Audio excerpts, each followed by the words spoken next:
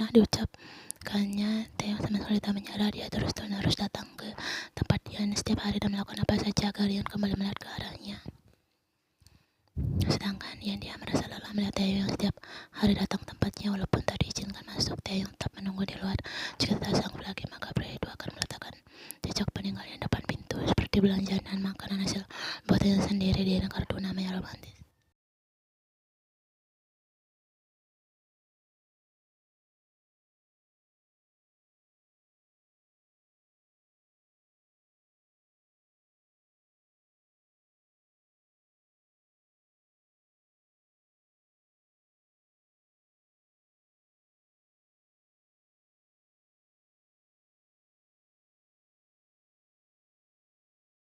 Ian mengintip di balik tirai. Taeyong tak ada di sana. Tirai itu tertutup, biasanya kan terbuka lebar dan perlihatkan Taeyong yang tak malu berjalan-jalan sambil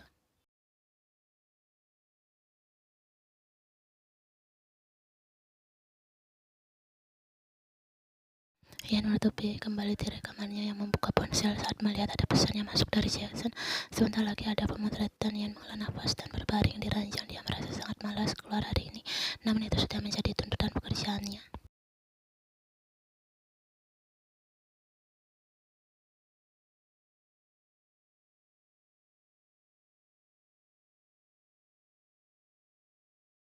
Gadis itu melangkah menuju basement dan siapa sangka dia bertemu dengan Taeyong yang juga baru turun dari mobilnya. Pria itu memakai hoodie dan sandal karet namun masih tetap saja tampan. Sepertinya Taeyong baru pulang dari supermarket. Terlihat dari tangannya membawa kantong belanjaan.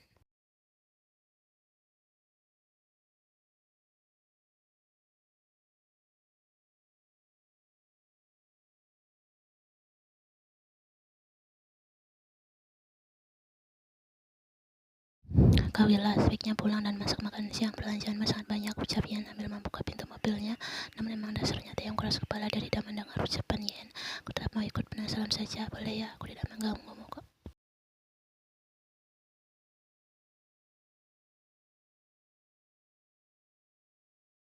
Terserah, berisik sekali. Ian sudah masuk dan mengendarai mobilnya pelan. Taeyong tersenyum. Dia juga masuk kembali dalam mobilnya sendiri dan mengikuti laju mobil Ian. Ian melihat dari spion bahwa Taeyong benar-benar mengikutinya.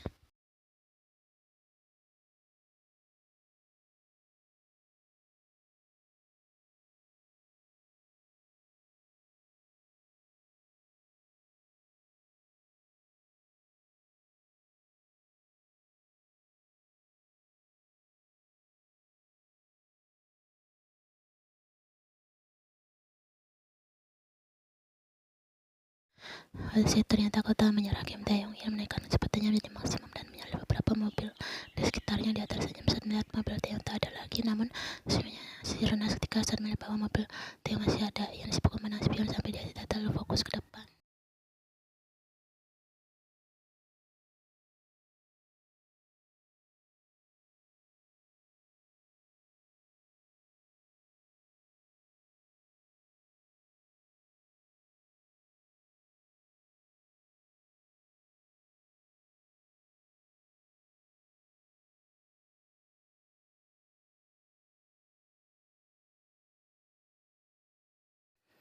Ian lemah saat melihat anak-anak dalam bus tersebut menjadi korban. Bus itu terguling dan ada anak-anak di dalamnya berpental keluar dengan suara sirena ambulans memenuhi lokasi kejadian. Wartawan juga meliputi kecelakaan yang terjadi tersebut. Namun Ian teringatkan Taeyong. Diingat bahwa Taeyong telah melakukan kecelakaan. Ian menoleh ke samping dan dia melihat mobil Taeyong tak bergerak saat orang mengklakson mobilnya dengan kuat. Taeyong berada dalam bahaya.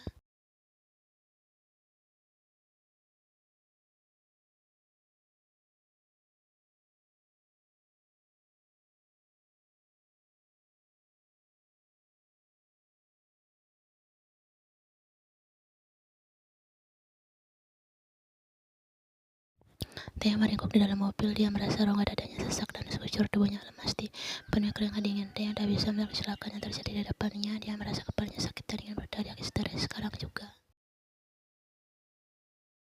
Ian melepas kacamatanya dan mengetuk kaca mobil Taeyong dengan kuat. Taeyong bisa mendengar suara ketukan itu. Sayup-sayup melihat Ian. Taeyong buka pintunya cepat.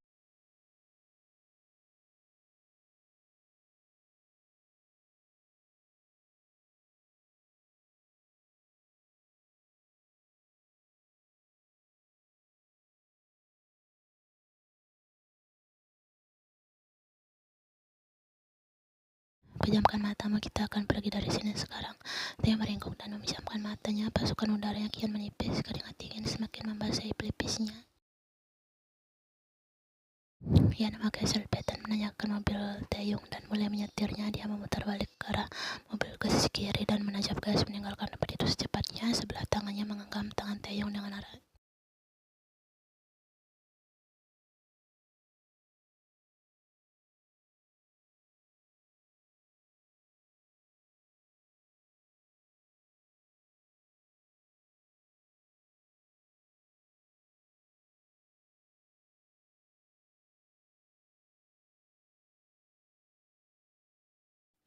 Ian merasa pikirnya kosong saat Taeyong berada dalam bahaya. Entah kenapa dia merasa sangat khawatir dan bergegas menolong pria itu karena Ian tahu trauma Taeyong di dalam main-main. Jika terlambat mendapat pertolongan, bisa saja nyawa menjadi taruhannya. Ian membawa Taeyong ke dalam penthouse sepeda itu. Saat ini Taeyong sedang berbaring di ranjang, mata itu terpejam. Ian duduk di sisirannya dan menyeka keringat di pelipis Taeyong dengan handuk yang telah dibasahi oleh air hangat.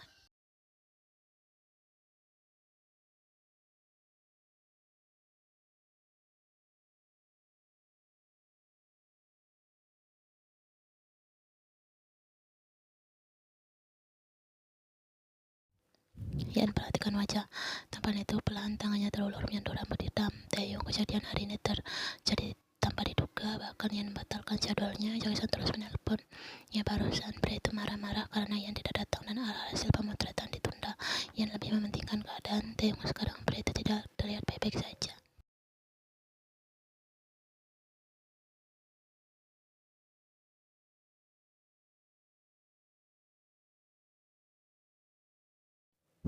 Ian masih bertanya-tanya kepada Tuhan kenapa orang itu harus Taeyong bukan yang lain. Ian merasa rongga dadanya sesak jika mengingat fakta. Dia melihat wajah Taeyong membuat hati Ian semakin terombang-ambing. Saat kenangan masa lalu indah mereka datang, Ian tak bisa melupakan itu semua. Namun saat mengingat fakta itu, Ian kembali merasa down. Dia harus melawan kehendak hatinya.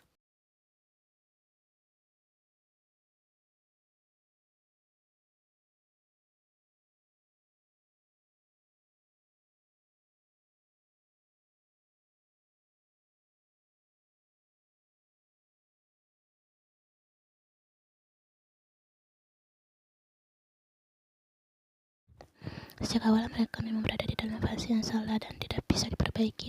Jika waktu diputar kembali, Ian ingin mereka dipertemukan secara baik-baik oleh Tuhan di waktu yang tepat dan memulai sebuah hubungan yang baik. Dia memejamkan matanya. Dia memandang langit kamarnya yang gelap dan hanya didominasi oleh lampu tidur dengan cahaya temaram. Dia melihat ke samping.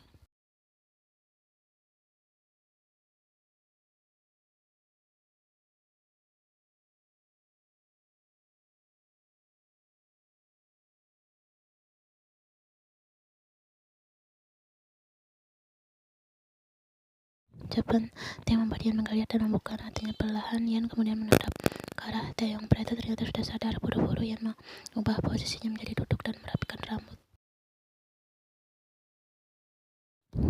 Kau sudah sadar, ternyata aku pulang sekarang ya. Sebaiknya kau istirahat saja.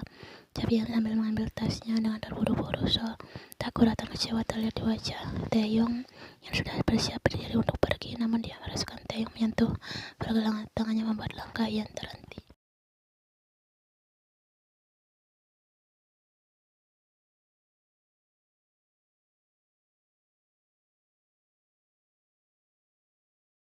Aku mohon jangan pergi malam ini, tetaplah di sini Yen. Lirik Taeyong tepat di telinga Yen. Hal itu membuat jantung Yen berdegup kencang. Terlebih dekapan itu semakin erat membuat tubuh Yen membeku dan tak mampu bergerak.